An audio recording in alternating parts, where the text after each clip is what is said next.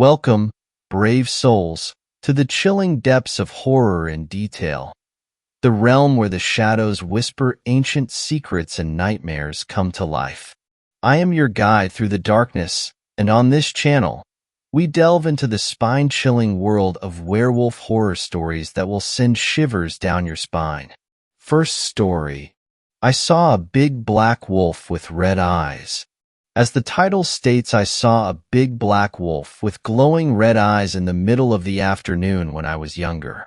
I was outside of my grandmother's house playing. I ran around to the front yard, and on the right side of the house I saw this creature. It just stood there and didn't move at all. Being young, it terrified me, and I ran away. Curiosity was also a major factor, so about 15 seconds after I ran away, I went back to where I saw it, and it was gone.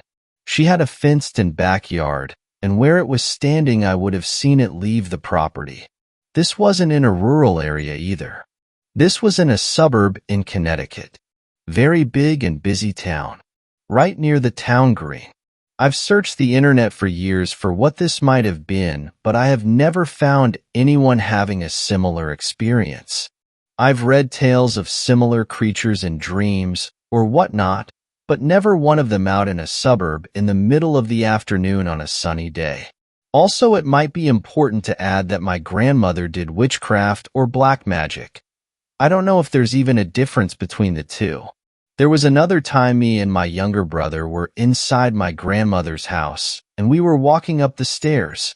Keep in mind, this is a very old house with a chapel in it with the stained glass window and everything. 3/4 of the way up the stairs, we see the literal Grim Reaper walk from the right side and stop at the top of the stairs and stare at us. We both stopped and looked at each other at exactly the same time, so I know it wasn't our imagination. It then walked into a bedroom on the left. We ran down those stairs faster than you'd think children can run. I don't know if these two encounters could be related in some way. If anyone has any information on what these things could have been, or what it meant, or anything, please tell me. I am 25 now and have been wondering for years what those creatures were. And this isn't one of those made-up creepy pastas to scare people. This is legit. Any info is appreciated. Second story. My husband developed an extreme version of werewolf syndrome.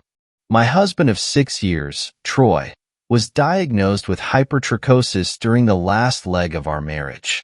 If that particular disorder doesn't ring a bell, you may recognize it by its more colloquially friendly name of werewolf syndrome, due to the furry, lupin appearance it can give the afflicted. It's pretty rare, and it took us completely by surprise, given that no one in Troy's family ever had it. It turns out it can be acquired without a genetic predisposition. At first, it was a little funny.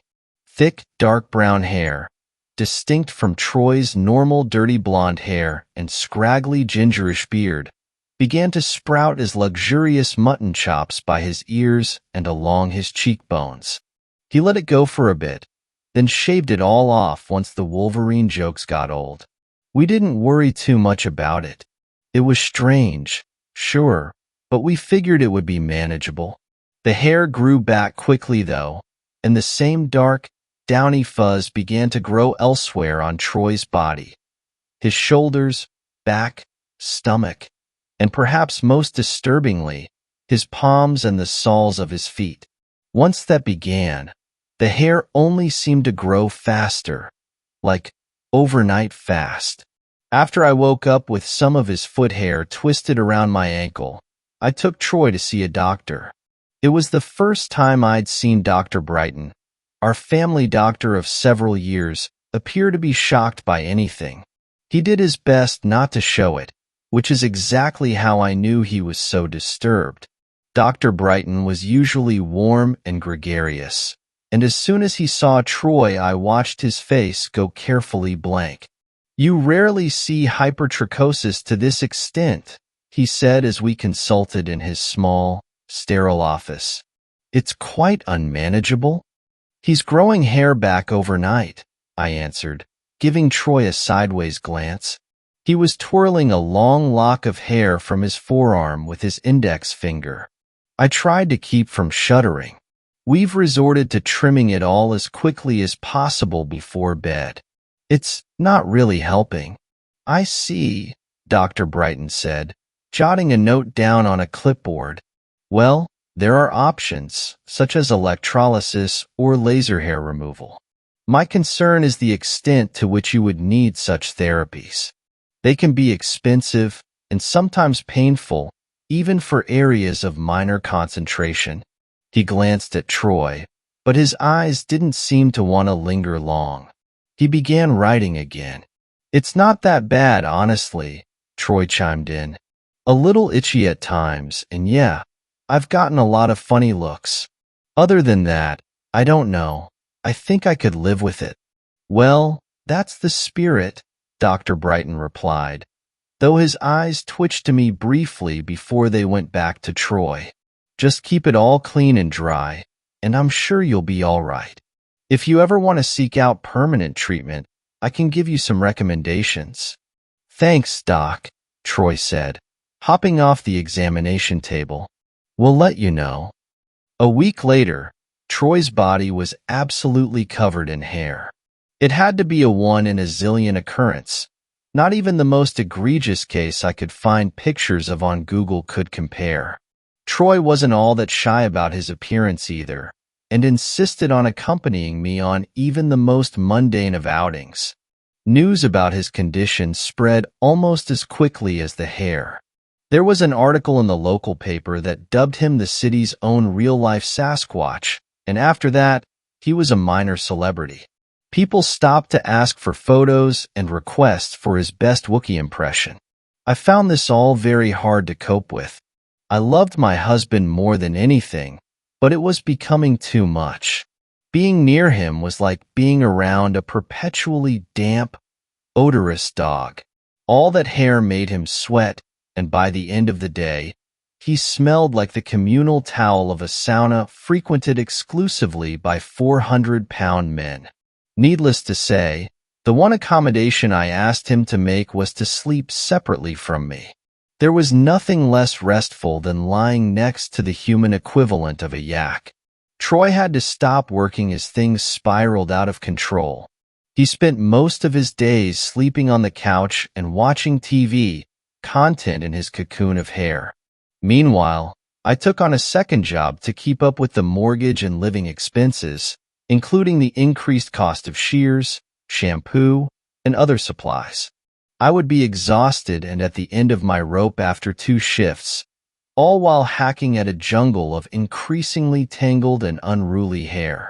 One night, while I was especially tired, I was trimming a wild mat on Troy's thigh, humming to keep myself awake. I had just snipped off a clump when I felt something creeping around my wrist. I screeched and yanked back when I noticed a twist of hair encircling my wrist and snaking up my forearm. Ow! What the hell, Carrie? Troy demanded. Why are you pulling? I wedged the trimming scissors under the hair and snipped it away. I watched as it receded like a wounded snake. Stunned, I took a step back. I'm totally losing my mind, Troy. I need to sleep. It's going to be even worse tomorrow if you don't finish, he warned. I stared at my hirsute husband. Troy, I don't think I can do this. I'm at my wit's end. Carrie, don't say that. I need you. In sickness and in health, remember? Let's talk about it tomorrow, I sighed with a shake of my head. Sorry, I'm just so tired. Troy was quiet for a moment as I swept the trimmings. Can I sleep in bed with you? He asked. I don't know. It's so hot with all the hair. Please, Carrie? It might be the last time. His words tugged my heartstrings, and the desperate look in his eyes did the rest.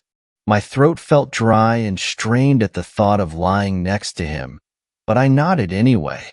I was too tired to argue. I helped Troy up the stairs and to our bedroom. I got under the covers, while he laid on top, having his own natural blanket of sorts. He drifted off quickly with gentle snores, and I turned away, curling up to be as far away from him as possible. With a thought of the retreating, worm-like hairs and a final disturbed shiver, I too fell asleep. I had wretched dreams of a deep, dark jungle with slithering, living vines that ensnared me. They dragged me into a fetid swamp where an alligator lay in wait to snap and crunch off each of my limbs, one by one. Just as the monster was about to go for my head, I gasped myself awake. I thought the nightmare itself had awoken me, but it wasn't that. It was the pain from the loss of circulation in my arms and legs. I pulled and flailed, my limbs meeting resistance, and was finally able to thrust the covers down to my midsection. I saw with horror that my arms had been bound tightly with thick ropes of Troy's hair. With no way to free myself, I began to panic. "Troy," I hissed, beating down the desire to scream. "Wake up, you have to help me." Troy stirred without opening his eyes. "What's wrong?" he mumbled. "Your hair is tangled all over me. I need you to get it off." "Oh, sorry about that," he responded. I felt the hair restraining me begin to shift and release, falling away from my body, harmless as ribbons. "Oh my God," I gasped, scrambling out of bed and backing away. "Oh my God, oh my God, oh my God." "What?" Troy asked, more annoyed than alarmed. He'd finally opened his eyes, and that's when I began to scream. Thready patches of hair had sprouted from the whites of his eyes. They wriggled and floated like tentacles while he looked at me. When he blinked, the hairs seemed to curl and retract under his eyelids. "That's it," I shrieked, dressing frantically. "I have to leave. I can't take it anymore." "Carrie, don't. We can figure it out. I'll see Dr. Brighton again. I'll start treatment. I promise." "Troy, I don't think you have hypertrichosis. Whatever you have, it's much worse." "I'm sorry." I grabbed an overnight bag from our closet and began shoving everything I could find into it. "I have to go." I started for the bedroom door, but thick tendrils of hair suddenly whipped out and wrapped firmly around my waist, pulling me back. "Don't leave, Carrie," Troy pleaded. "I can't do this alone." The rope around my waist squeezed uncomfortably, and I lost my wind for a second. I didn't have anything to cut it away and was getting scared.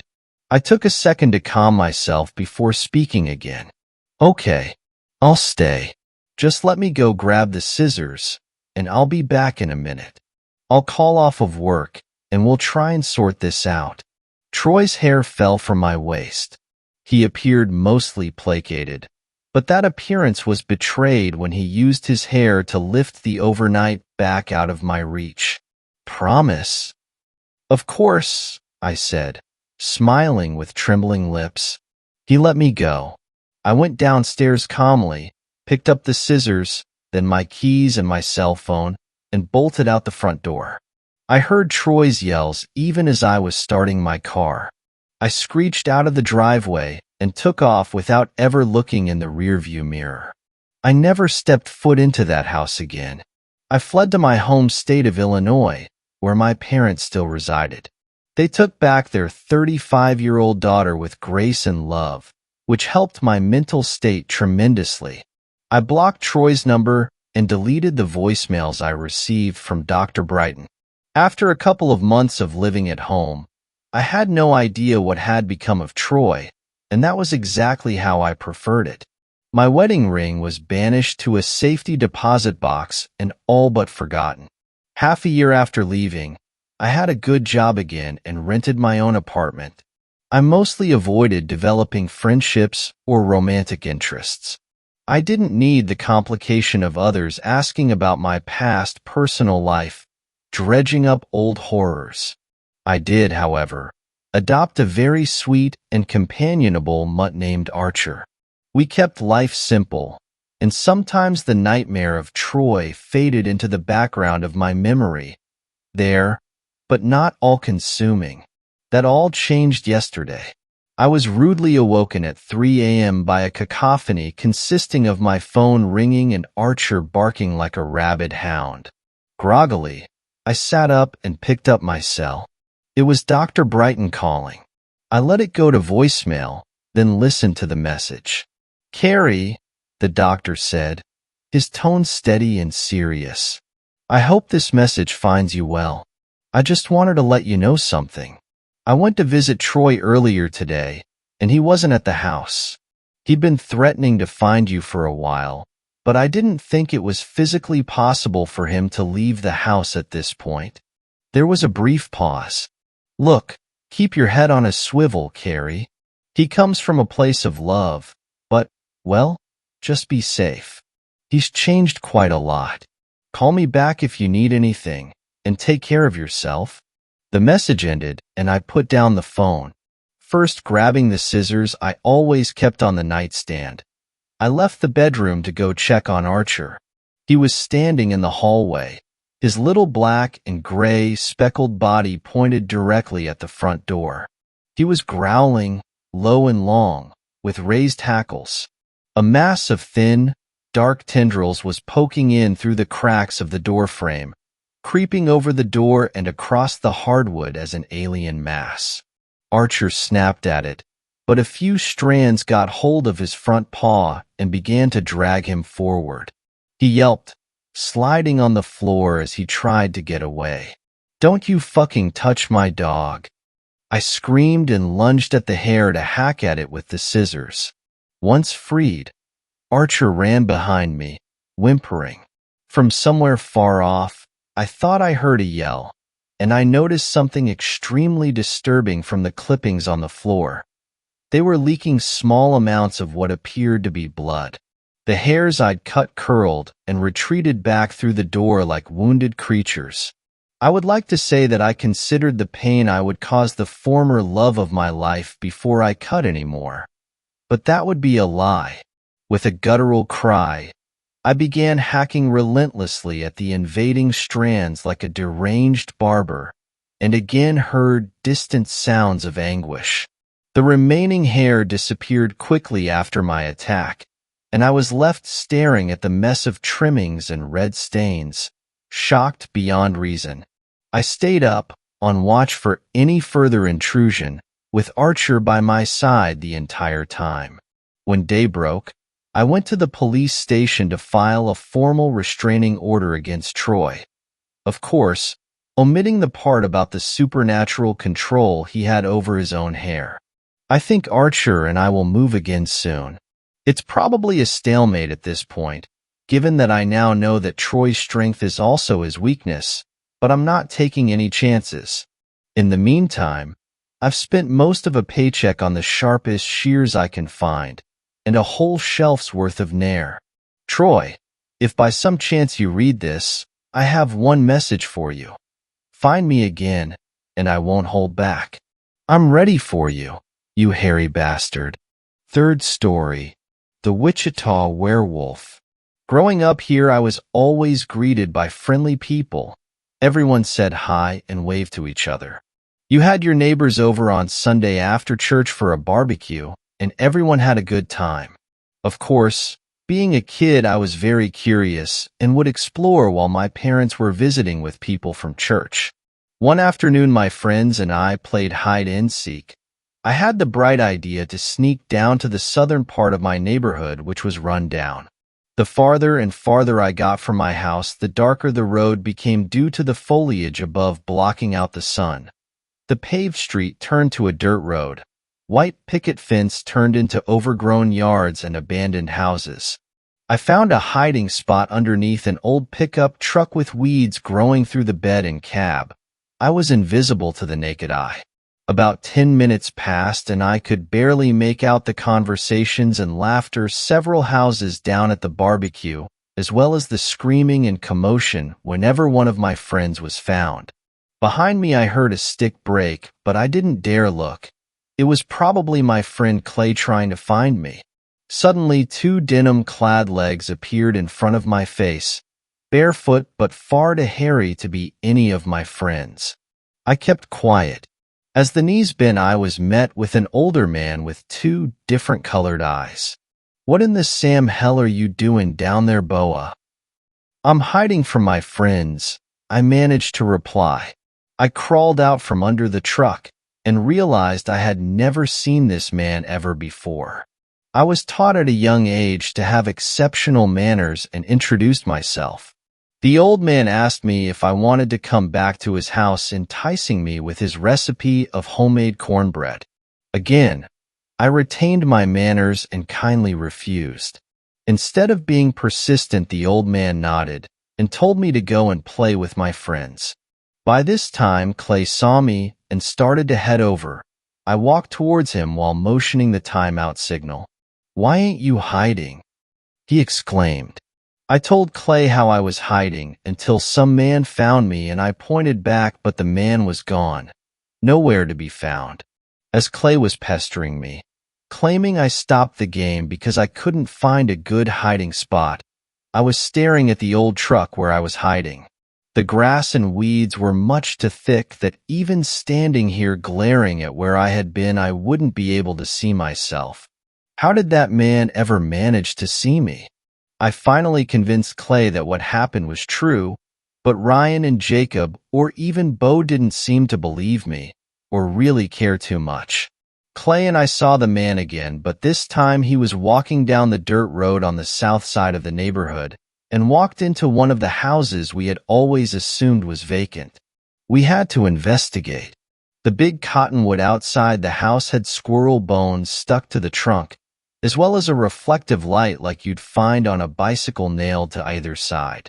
The man's house had a ripped screen door, as well as two big moths that crawled the wall by a cracked window. "I can't believe he lives here," Clay whispered. "Where did he come from anyway?" I asked. We turned around facing the dirt road. It was a no-outlet road, and at the end there was a fence that read, "No trespassing." Of course, two kids, we trespassed. As we climbed over the fence, a chill ran down my spine. Dread filled my ever-being, but I didn't want to seem like a wuss to Clay, so I manned up and kept my composure. Through the trees and thickets, we found a tattered old house that looked like it had been hit by the tornado a few years back. Next to it, an old shed with a broken-out window. On the ground around it looked like blood. Was it paint? Blood? From an animal? Back farther was a railroad track, and past that the other side of town, so we decided to go back to Clay's house. I could tell Clay also wanted to leave as much as I did. Fall swept in, bringing with it the sweet aroma of dead leaves and crisp morning air. It was still warm, but much more bearable than the summer. School had started, so playing with my neighborhood friends became something of a rarity, only hanging out on weekends or if we finished our homework at night. We had always enjoyed catching lightning bugs or playing in the treehouse at night, but this particular fall, all of our parents would usually limit how often we went over to each other's houses. The Southern Plains area of the U.S. is notorious for its human trafficking, but the autumn of 2004 was something else entirely. It all started when a kid from the West Side went missing. The police simply thought the kid got lost, but when they started their investigation, the trail went cold. The next week, a Baptist church down a couple blocks away from our road was having a fundraiser. 2 children from there also went missing.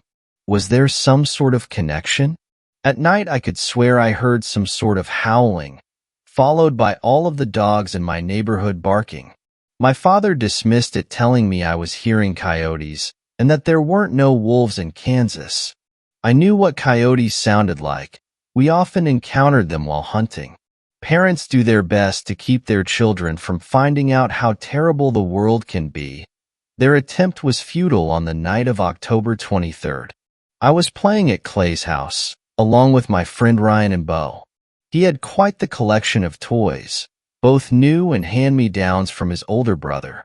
At around 9 p.m., Clay's parents get a call, and we hear footsteps coming towards the top of the stairs. Which one of our parents wants us home? Who's the first to go? Jacob, your father wants you to come home now, proclaimed Clay's mom. We all froze and exchanged glances, making sure we didn't miss Jacob, as if he had been under our noses the entire time. What? Hollered Clay. Apparently he has a test tomorrow morning, answered Clay's dad. My stomach sank. Us four boys met Clay's mom at the stairs. Jacob never came over. Jacob isn't here, we all muttered. Clay's mom gave us a stern look of disapproval, thinking we were pranking her, before her face gave way to a horrific grimace. She picked the phone back up off the hook, dialing back Jacob's parents. Through the phone, down the stairs, I could still hear the petrified voice of Jacob's mom. Police asked us questions. If Jacob had told us about any people he recently met, the last time any of us spoke to him, etc. They asked if we had seen anything strange recently, to which we had all seen the strange man, so we told the investigators about him. Well, even if we knew where he lived, we don't know if he is the one behind this. Clay and I told the officer what house he was living in. Son, the officer was looking at Clay. No one's lived in that house for years. It's abandoned. The investigator told our parents they'd keep an eye out for a man who matched our description. The cops didn't seem too genuine about it, though. So it's a good thing Clay and I didn't mention anything else, like the creepy shed. Plus, we weren't supposed to be back there in the first place. Halloween, a time of pretend spookiness and celebrating with candy, was instead filled with absolutely terrified families and mourning parents. Across the town, more kids had never returned with sacks full of candy. The investigation was stepped up, and the police had suspects, but one after the other they all were cleared. Hunting season had taken my mind off of the recent tragedy. It was hard to tell, but my father was quite uneasy about this whole ordeal. It was almost like he was taking me out into the wilderness to keep me safe. We'd go hunting quite a bit, me and him. One night my father and I were heading back home. In the rear-view mirror I saw a beautiful sunset, the pond mirroring it, and the branches blowing in the stiff breeze. Maybe this whole thing will just pass over, I thought, still missing Jacob. When I got home, I saw police lights flickering and the cops outside of Clay's house. No. I cried out loud. My father and mother embraced me as Clay's parents embraced each other, empty inside. It's been 15 years since that fall, and this all still remains a mystery. Fourth story. My father has the curse of the dog man.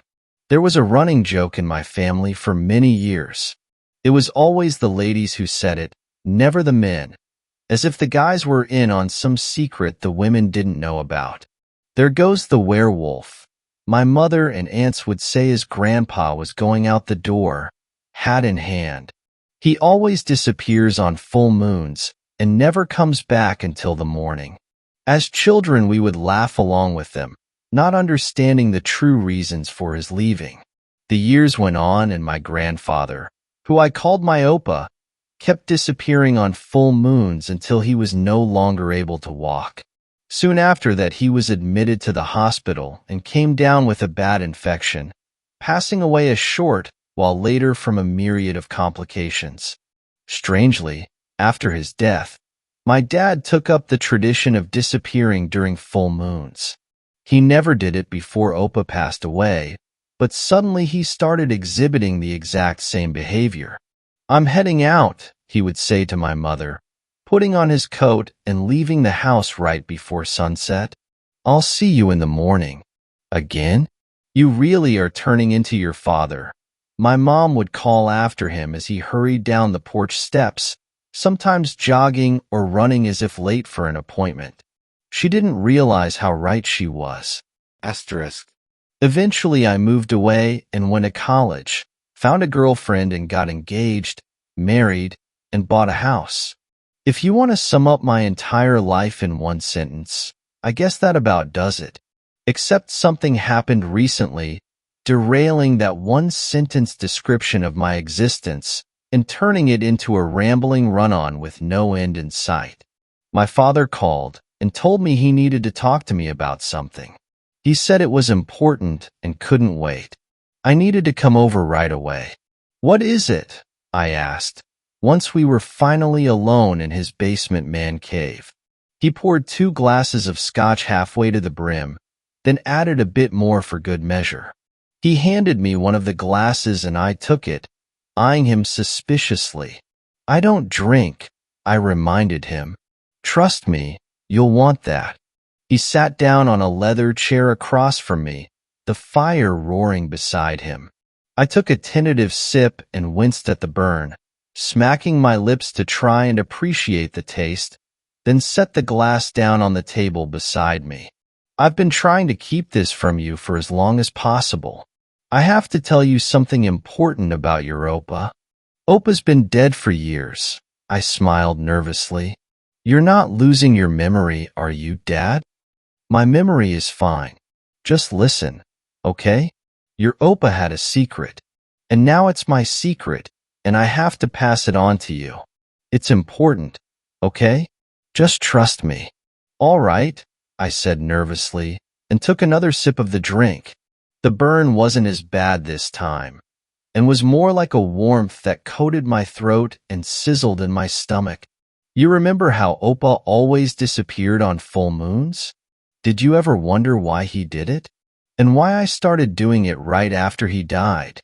It had been a while since I'd thought about this. I had just accepted it as part of life at a certain point, like a strange paternal family tradition.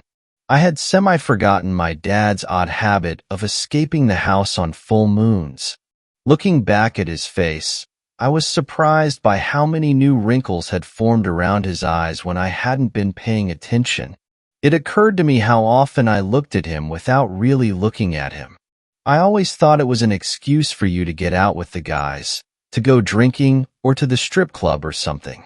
Some of my friends tried to convince me you were in a cult, but I told them that was ridiculous. I thought about whether or not I should say my last thought, and it slipped out anyways. A guy at college said you were probably in the mafia. I looked at his somber face and felt my chest grow tighter. Then he burst out laughing, breaking the tension. I laughed along with him, still feeling that stone of dread in my belly. I'm not in a cult. Or the mafia. Okay, well, what is it then? His face turned grave again. He took a sip of his drink. Then he took another, and another. Finally, after several more long moments of silence, he stood up. Let's go for a walk, he said. You need to see it to believe it. I followed after him reluctantly.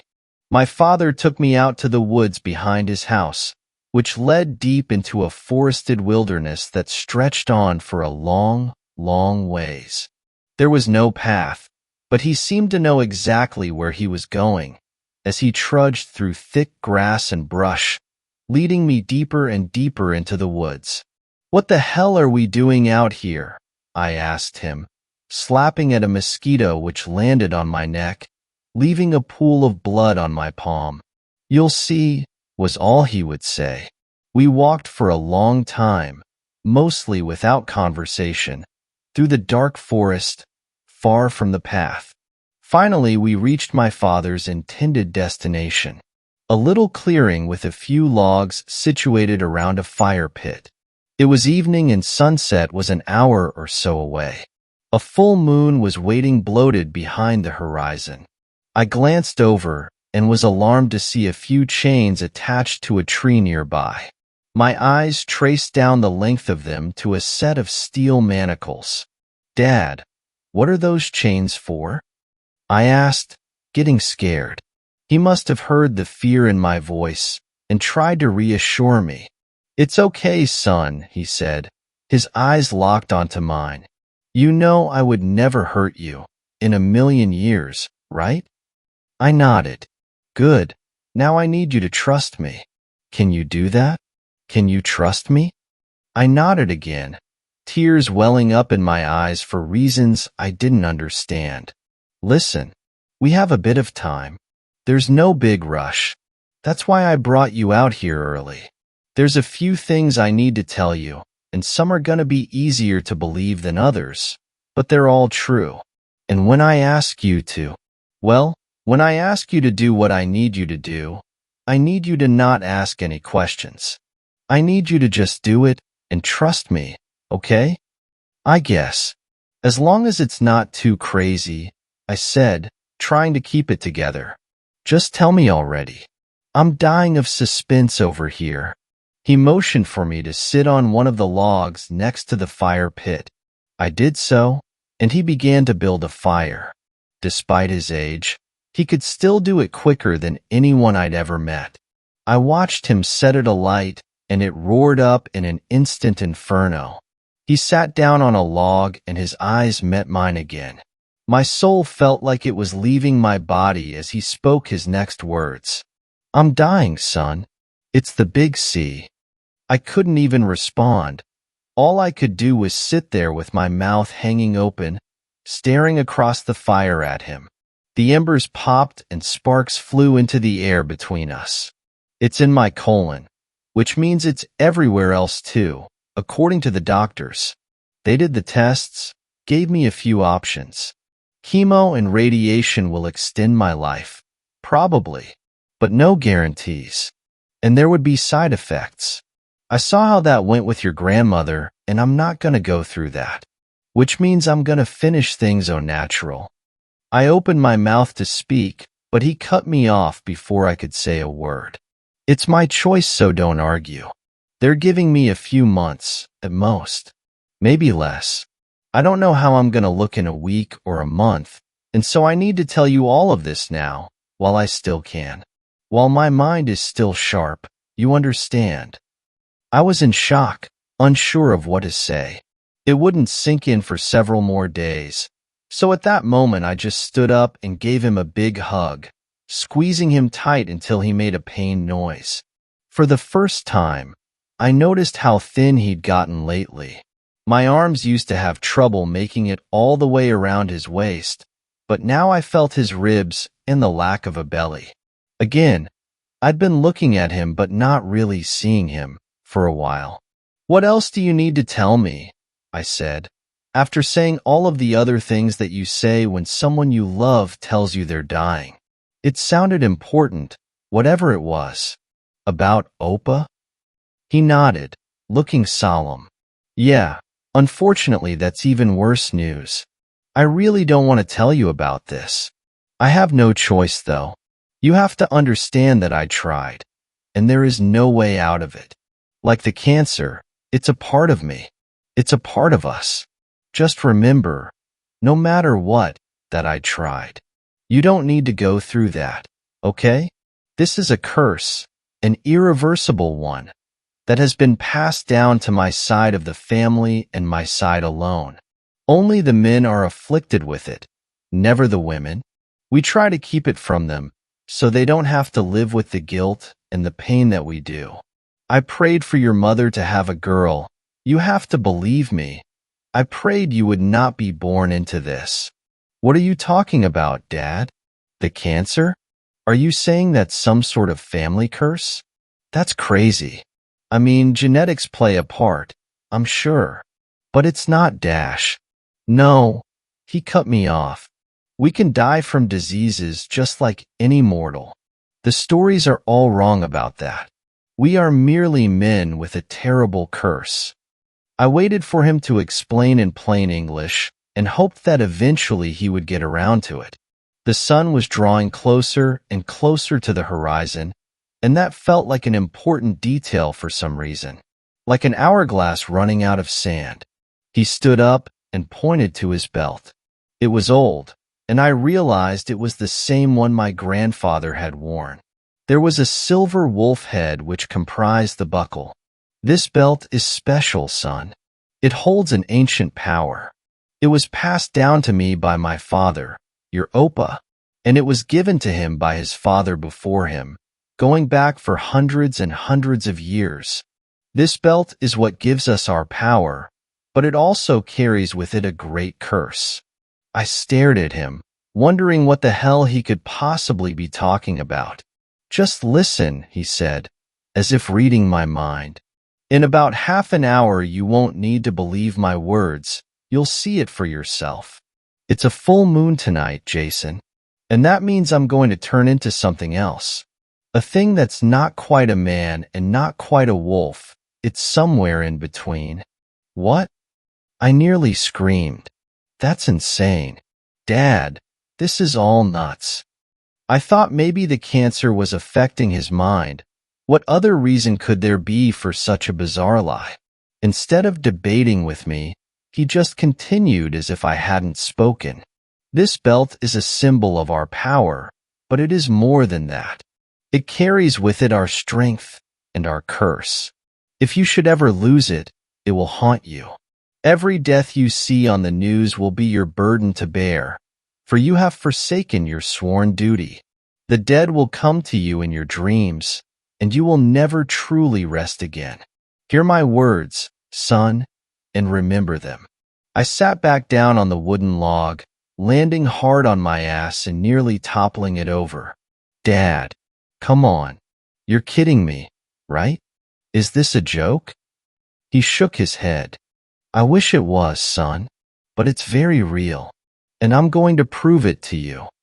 No, Dad. You don't have to do that. I yelled, but he ignored me. He stood up and walked over to the tree where chains and manacles were attached. I followed after him, running to catch up. Despite his age, he could still move quickly, and the fire he had started was still roaring behind us, and I had no concerns about tending it to keep it going. It was blazing high, and he had already stacked a pile of wood nearby to feed it, as if planning to stay here for a while. Or maybe, it occurred to me, he was thinking that I would want to stay for a while here with him. I can lock these ones, but I need you to do the last one, my father said, putting the handcuffs around his ankles and wrists. He snapped them shut and locked them with a key. I noticed they hung loosely around his wrists, and he could easily escape them. But maybe, just maybe, a voice in my mind said, he would grow into them. Come on, we're running out of time, he said, and I noticed for the first time that the sun had set and it would be dark soon. It was twilight now, and there was very little light remaining. An orange full moon was cresting large on the horizon. Normally I would argue with him, but I could tell he was serious and would be very upset if I tried. Feeling numb, I went over to the steel bracelet on his left wrist and locked it with the key he handed me. Then I stood back, surveying the strange scene. Mosquitoes were buzzing and landing on my neck, and I slapped at them, wishing I'd brought bug spray. They were landing on my dad too, but he didn't seem to notice them. This is gonna get ugly, he said. Whatever I do, don't try to help me. Don't try to assist me in any way. It's gonna look like I'm in pain, and I am going to be in some pain, but it will only last for a short while, and then I'll be myself again. I opened my mouth to say something and closed it again. What the hell could I say? Dad, you don't have to do this, I tried. Whatever is happening to you, I'm sure it's not Dash. A noise interrupted my speech, and I realized that it was the sound of clothing being torn. It was his shirt. The skin underneath was bulging and growing like a tumorous lump, but then it smoothed out and spread, turning into a growing ripple of muscle. It stretched down the length of his left arm, hairs bristling out from his skin along the way, following the path of its growth. His left arm now fit snugly in the handcuff, which I had assumed was too large for him. He winced and bared his teeth from a sudden pain, letting out a low noise. I reached forward to put my hand on his shoulder. "Get back!" he roared, and his voice sounded different now, lower and thicker like the growl of a dog.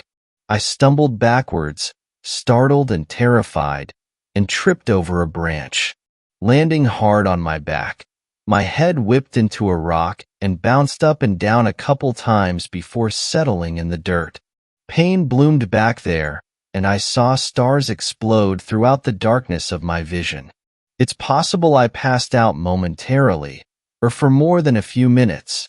When I opened my eyes, all I could think about was the sharp ache in the back of my skull. I reached back to feel the warmth of blood on my hand and held it up to my face to see how bad it was, but it was too dark to tell. I looked down to see my head had collided with a rock which was embedded into the forest floor. The stars were out in the night sky above, but they were not as visible due to the brightness of the full moon and the canopy of swaying tree branches above. Struggling to rise to my feet, I looked to see a creature which appeared to be a werewolf chained to a tree nearby. It stood on its hind legs, flexing and straining against the chains which bound it to the tree. It snapped its teeth and fixed its eyes on me. The dirt at the base of the tree buckled and crunched as if he might lift the whole thing out from the dirt, but the roots held firm, and a second later the creature relaxed slightly, its snout sniffing at the air, smelling my blood on the wind. "Dad," I whispered, moving closer to it. "Is that really you? Are you still in there?" The creature standing on two legs was covered in thick, wiry fur, gray streaked with white, just like my dad's beard.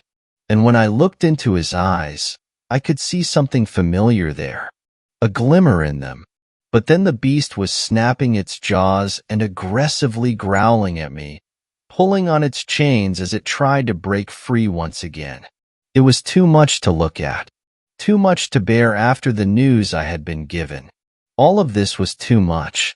It was making me feel sick just thinking about how much my life had changed in a few short hours. I slowly backed away and went towards the fire, grateful when the sound of growling began to recede and eventually went away altogether, drowned out by the crackling of the flames and the wind in the trees. The bonfire was guttering, despite my dad's excellent construction of it. I got the feeling I'd been out for a while, judging by the moon and the stars in the sky above. At least it was still going enough that I could coax it back to life. I fed a few more logs onto it and some smaller kindling beneath that, then began to blow on the embers until the dry wood caught alight. Within a few minutes it was roaring again, and I was holding my hands up to the blaze to warm them. They were still shaking, and my teeth were still chattering from fear and numb shock, but I was starting to settle down a little bit. My father was a werewolf. It didn't seem real, but there it was. There he was. All I needed to do was look over at him to confirm I wasn't dreaming. This was real. I decided to dig around in my dad's bag to see if he'd brought anything to drink. Sure enough, there were hot dogs and cold soda, just waiting for me to find them. Cracking one open, I glanced at my dad, the dogman, out of the corner of my eye. He had settled back against the tree, as if resigned to his fate. But I thought I could sense an occasional movement, as if he were still testing the restraints. Something else caught my eye at the bottom of the bag, and I took it out to examine it in the light of the fire. Journal. The cover of the book read.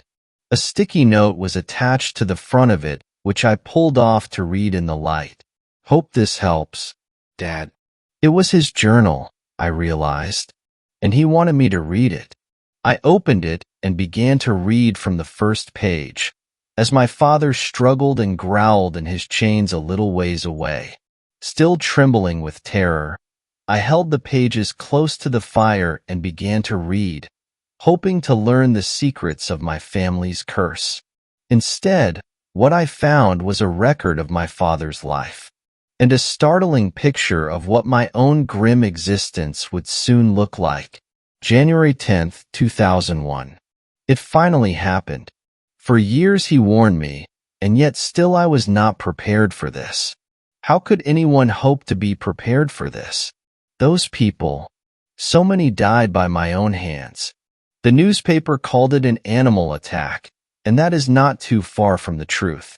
When I am in that form, I am all instinct and anger, completely unable to form rational thoughts.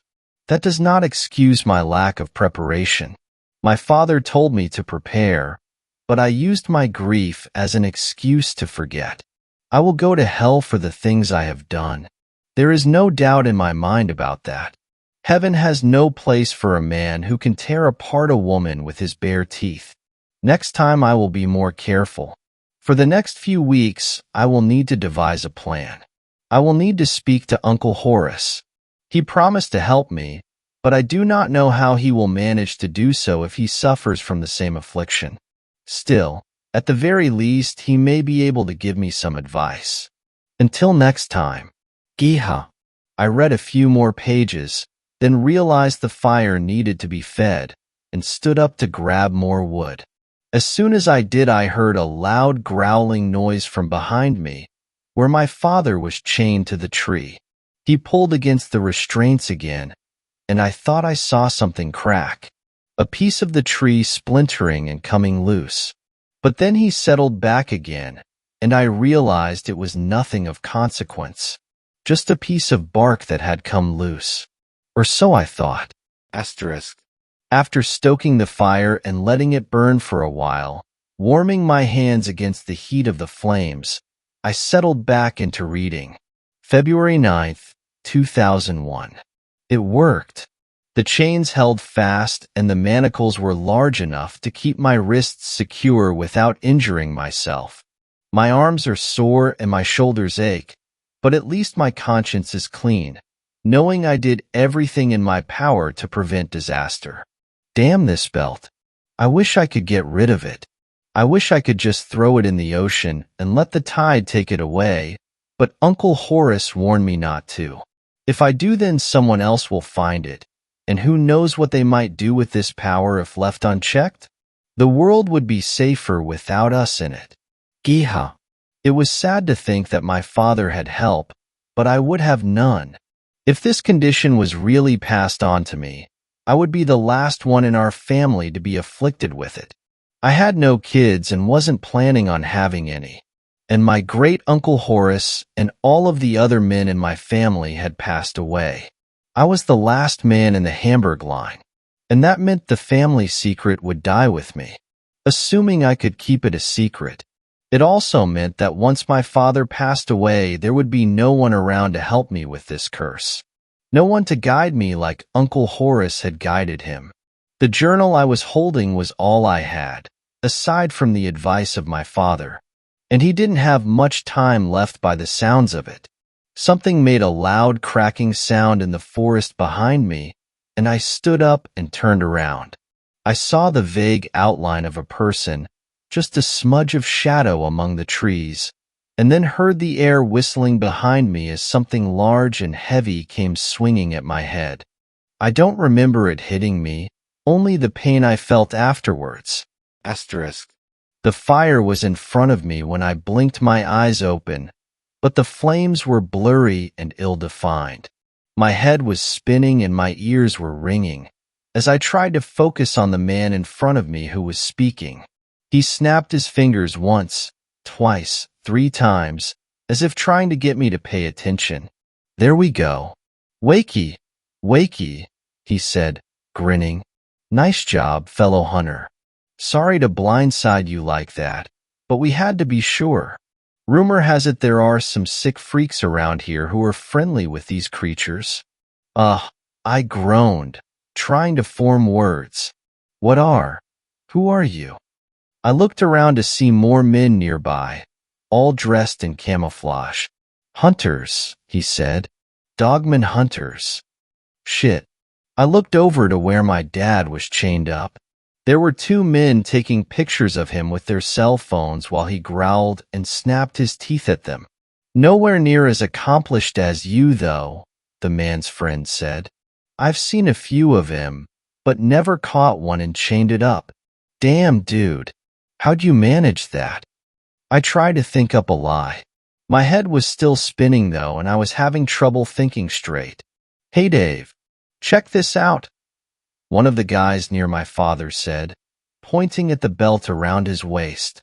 I stood up on shaky legs and wandered over to join the group of them. Yeah, it's weird. He was wearing that belt when I found him, I muttered, trying to think of what words to say on the fly. How'd you manage to subdue this beast, brother? One of the men asked. He was tall, with a long black beard, wearing plaid and a black jacket. Almost looks like a prior arrangement to me. The group of them turned to look at me suspiciously. A prior arrangement? I asked. What's that even mean? This brought more murmurs from the group, and I heard a few unkind whispers about my true allegiance. Where's your gear? Your rifle and all your equipment? A louder grumbling began to rise up from the men, as a few of them began to move towards me. Is this your journal? A voice from behind me asked, reading through it aloud. All of my family secrets suddenly being spoken out into the world, for this whole group of men to hear. He's one of them, someone said. We can't let him go. He's a leakin', a beast, from hell. Two of them grabbed me from behind while the one holding the journal marched over, waving the book in his hand. I asked you a question, he said, smacking me on the forehead with the leather-bound book. Is this yours? I stared at him defiantly, the whole time watching my father out of the corner of my eye.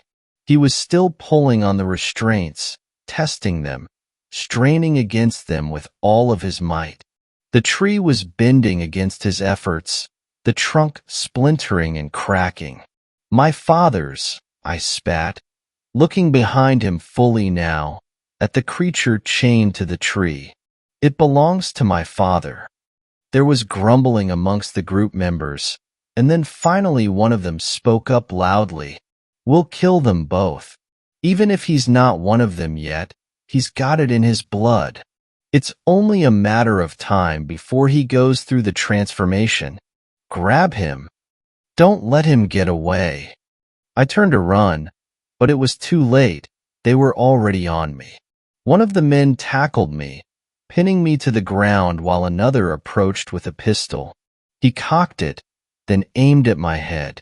Silver bullets, mate. Made him myself.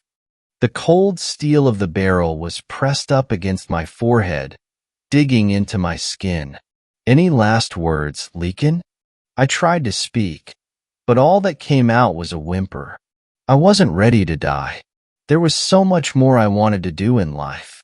All of my dreams and plans for the future, all of my brightest memories and the faces of my loved ones flashed before my eyes. And I waited for the bullet that would end my life. Guess not. I felt the man tense up as he was about to pull the trigger. And then something broke. A loud crack erupted from nearby. Chains rattled and shook. Steel snapped, and then there was screaming from all around. I opened my eyes to look around and saw a bloodbath. The men who had been surrounding me were being slaughtered by a gray streak that moved faster than anything I'd seen before. It was a blur of movement, stopping for a second to disembowel a hunter, then swiftly moving on to the next. Blood erupted into the air to my left and then my right, a fountain, a geyser, as men's throats were ripped out and their arms detached and they tried to fight back ineffectually. It was like watching ants try to fight against a man. They stood no chance. The man who had been ready to shoot me was the last one alive. He held his gun with both hands, trying to keep it steady in his trembling hands. Each time the creature paused, he tensed up and got ready to fire, but an instant later it was moving again, a blur streaking through the air, reappearing somewhere else before he could get a shot off. I realized the creature was toying with him as the beast grinned, showing its many long, sharp teeth. When he finally did manage to shoot at the beast, each bullet missed wild. He backed away, stumbling and falling over a tree trunk. The man crab-walked backwards, trying to find the gun he had dropped among the fallen leaves. The giant wolf creature came toward him, growling low and deep. "Stay back," the man shouted, finding his gun. "I'll shoot you. I'll. Get back. Get the fuck back." He pulled the trigger again. It fired once, then made several dry clicking noises as he continued to squeeze the trigger, the revolver empty. The creature lunged at him. The man's screams were loud and awful, and I turned my head away so I wouldn't be forced to watch. Eventually he was quiet and could no longer make a noise. For a few minutes, all I could hear was the wet sounds of blood being spilled and teeth working to chew through muscle and bone. When I opened my eyes and looked up, there was the face of a large wolf in front of me, staring right at me. I couldn't help but notice those teeth, long and white, coming to points that could crush a skull. For a moment I thought I would die, that this form of my father would not recognize me. Its giant, bloody maw came down towards me, and I cringed backwards, the smell of coppery entrails wafting out from its gullet. But instead of teeth snapping shut on my face, a soft, oversized tongue licked my cheek. And then the warmth of an enormous dog settled down on the forest floor beside me. His breathing was too fast and too heavy, I realized, as I felt the warmth of blood soaking through my shirt. The hunter's last bullet had gotten him. I saw the wound as I sat up to look at him beside me. His eyes were wide and locked with mine, his mouth open and panting. "Dad." No. I stroked the soft fur of his cheeks and pressed my face against his. I kissed his forehead and watched as he closed his eyes and his breathing slowed, then stopped. After a long while I stood up to find a bloodbath all around me. Dead hunters whose families and friends would soon be looking for them. I threw their phones into the blazing fire, hoping the pictures they had taken of my father had not been uploaded to the cloud. I looked down to see the journal had been burnt to embers in the fire. The hunter had dropped it into the blaze before he was torn to shreds. One last insult. One last attack. I had nothing left to show me the way now. I went back home to get a shovel and began to dig. It took a long time to make a pit big enough to bury all those bodies. When I was done, I felt exhausted, but I knew there was still more to do. I took my dad's belt and fixed it around my waist, sending it through the loops of my pants, and then looking down at the silver wolf head on the buckle. As I reached down to pick up my father's lifeless corpse, now human again, I found I had more strength than ever before. His body weighed almost nothing. I knew how to get home, and I carried my father back to see the crying eyes of my mother waiting at the door, as if she had known all along. It's been almost a month since all this happened. My dad's funeral was a couple weeks back, and it surprised me again how little of my family is left still alive. No men were there to see him off. Only the women of the family remain. They complimented me on how well I was handling everything, how mature I'd become, and they said how good I look wearing my father's old belt, that ancient family heirloom which nobody wants, as if it's cursed. I have no one to help me now, no one to guide me, but I've been preparing for the next full moon. I found a sturdy tree, bigger than the last, deeper in the wilderness of the forest, and I've fixed it with manacles and thick steel chains. I'm watching the calendar, ready for the next full moon. I'm terrified of what will come next, but after reading my father's journal, I refuse to make the same mistake he did. I may be a monster now, but I will not allow myself to turn into a cold-blooded killer, unless I chance upon another dogman hunter, wandering alone in the forest. Fifth story. Think wolf, wolf, wolf. I want him before he wants me. I am 23 years old and sipping mint juleps from red plastic cups when I see him. His polo shirt is stained with the brown of a chocolate stout, and his hair smells of vague lotion and barber soap, and the seams of his shirt are pulled too tight against his chest. I finish my drink sloppily and find him standing in a circle around beer-stained playing cards, and when I give him my name and number, and I see the lights dance in his eyes, I know he is mine. When he first holds me in his arms, we have been dating for 12 hours and I want him. We sit in the squeaking rocking seat of a Ferris wheel, and watch the city lights flash like fireflies beneath us. I tell him about wildflowers and macrophotography, and he tells me about hydroelectric dams. Then I tell him to stop talking. He asks if I believe in ghosts. No, I say there are no ghosts here. He wraps his arms around me, and I taste the soft smile on his lips. When he takes me home that evening, he opens the door like a gentleman, and he shakes my father's hand with a firm grip, and I know we will marry. We do, or we will, but first, he takes me camping. We take small sips from water bottles as we ascend. The backpack rubs heavy on my shoulders. My legs ache, and the sun brings blistering red on not sunscreen-painted forearms. In the heat of summer, the sultry air is thick with mosquitoes and tastes of earthworms.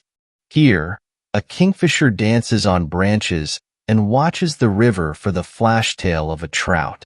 There, a porcupine snoozes in the curled lump of a spruce branch. We pitch our tent atop pine needles and moss. Do you like the moonlight? He asks. Yes, I say. Do you like the crickets and the frogs? He asks. Yes. Stop talking. Tell me you love me. Love me. He does. The bushes stir. Coupled in his arms, I wake, hear the chittering and groaning of rocks and leaves and the world. A twig snaps. An owl hoots and flees and leaves the camp in stunted silence. Did you hear that? It's nothing. Wait, I think. When the claws dig into the plastic of the tent, I scream.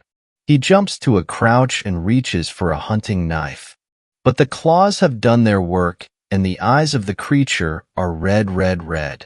It howls, growls, and the sound from its throat is twisted and beautiful and terrible. It lunges, and its claws bring a spurt of fresh blood, and I scream and kick and bite and scratch. It does not matter. At the end, he is bloody and his throat is ripped raw, and I hold his hand until the last, until he is warm but unmoving and the floor of the tent is slicked with blood. The creature he stabbed fled into the night. A bite mark on my shoulder stings and burns and throbs with pain not natural, and I know that I am forever broken. They tell me about lines. 2, they say, means pregnant. When I tell them my would-be husband is dead with a ripped throat in a closed casket, they smile and give condolences and say things they think matters. Nothing matters. The moonlight starts to hurt and makes my skin crawl like 100 spiders are beneath my skin, burning, pulsing. The moonlight burns, I say. Yes, they say. I'm sorry. Hashtag. At home, I paint the crib a beautiful pastel blue and read parenting books until I can stack them 12 high on the counter. I take pictures from the walls, share photographs with my would-have-been step-parents. They hold their tears with mine, and we go through scrapbooks, baby photographs, embarrassing prom pictures. You were his first, they say. You were special. They say they'll help with the baby. I say thank you and goodbye and think, why couldn't the creature have taken me instead? When my son arrives, he brings a pain I cannot describe through words alone. The doctors pump my spine with an intravenous drip and tell me to push, to breathe. They hold my hand. My father and stepfather wait outside and make small talk in the way only wounded parents can. Please, I tell my son, behave, be kind to me. He is not. In the end, my lips are bloody and my legs lose feeling, and the doctor hands me the small lump of flesh that cries and coos. I hold his hand, and his small fingers curl around my thumb, and at that moment, I know he is the most beautiful thing I have ever seen. There might be problems, the doctors say, complications. My son is covered in a thin veneer of fur. My shoulder pulses with phantom pain. The virus might have spread to him, they say. He might not be fully human.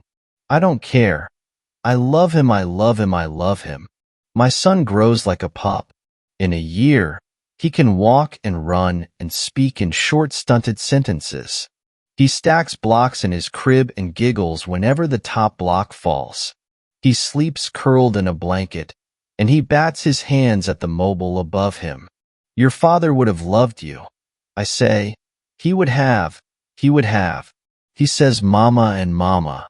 I force the pills down his throat and mine whenever the moonlight is strongest. He tells me about school. The class made finger-painted pictures, and I hang them on the fridge. I tell him he is talented and brilliant even though the image looks like a monstrous tree. There are streaks of red in the stomach of the stick figures. The sun in the corner is colored silver. I ask him if he is hungry, and he nods. I feed him steak and cut and season the raw cubes with salt and pepper. He says he wants chicken. We eat it raw. They come for him in the daylight.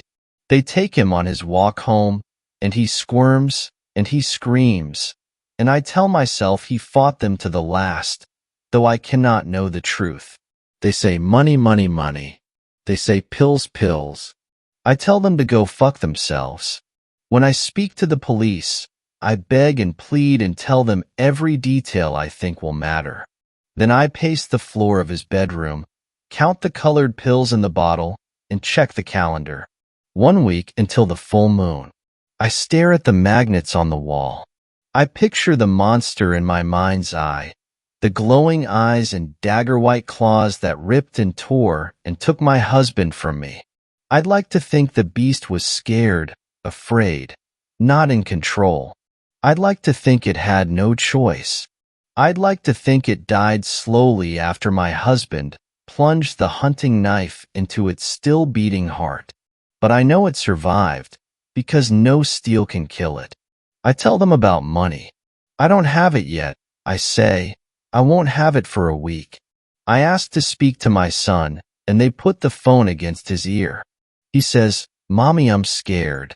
I ask if they've been feeding him, and he says yes, though I do not know if he means cooked meat or raw, and I do not know if the men understand what he is, what we are, and what we can become. I have never seen my son changed. I do not know if he even knows what the raw moonlight will do to him. I need to buy time. I need to breathe. I need to think. None of the 12 parenting books stacked on the counter have prepared me for the inevitable fear of losing a child. I've lost one man, and I will not lose another. The police will never know the truth. I learn about moonlight. Beneath my skin is 1,000 needle pricks. It waits in my blood, my bones. It stalks my footsteps and hunger beneath my eyes. It waits. I pull a hood around my head and travel to the park. They come with my son wrapped in a shawl. They come with guns. I do not think guns can stop me. Think blood, flesh, rip, tear. Think wolf, wolf, wolf. I hold my son in my arms. He cries because he does not understand. He asks what happened, and why the men screamed, and why it hurts so bad. I tell him to drink water and take the pills and wait. I tell him that I love him. I wipe the blood from my chin. I rip the bullets from my arm with a pair of tweezers. They go plink-plink on the tile, and I wipe the blood away with a rag. I'm not sure whose blood runs innocently down the sink. I tell my son I love him, and I hold him, and I tell him his father would be proud, that he was so brave. I tell myself those things too. I try to believe them, even when I cannot. Thanks a lot for watching the video till the end. Subscribe to our channel Horror in Detail. Drop your opinions/suggestions in the comments section, and like the video as it helps with the YouTube algorithm.